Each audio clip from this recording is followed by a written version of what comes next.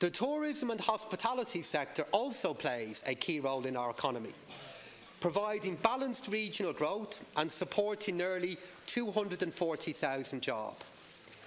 This government has played its part in supporting the sector when it most needed it, and since the introduction of the reduced VAT rate in 2011, overseas visitors' numbers have increased by over €3.4 million, and tourism employment has grown significantly.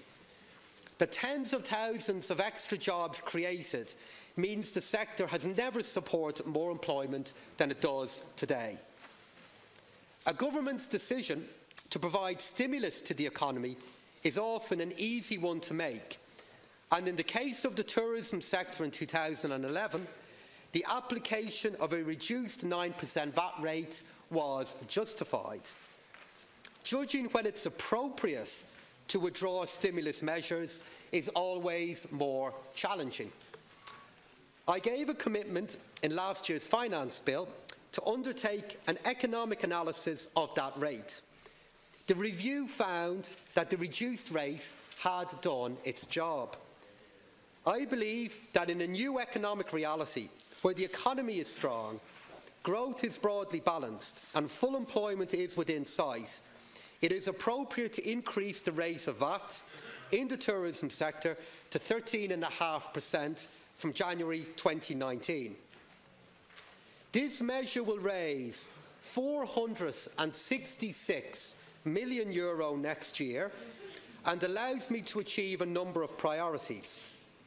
First, it allows me to reduce our reliance on increases in other tax heads, such as corporation tax.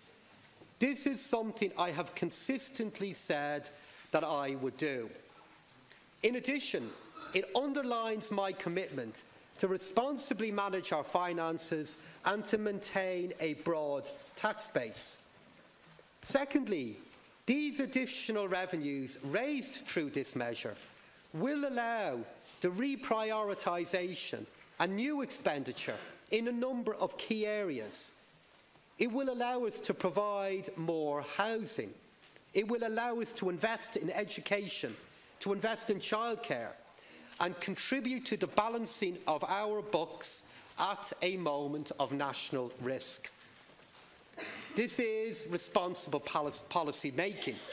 It's appropriate for our economy and will overall benefit our society. But I am conscious, of course, that these changes will present a challenge to the tourism and hospitality sector.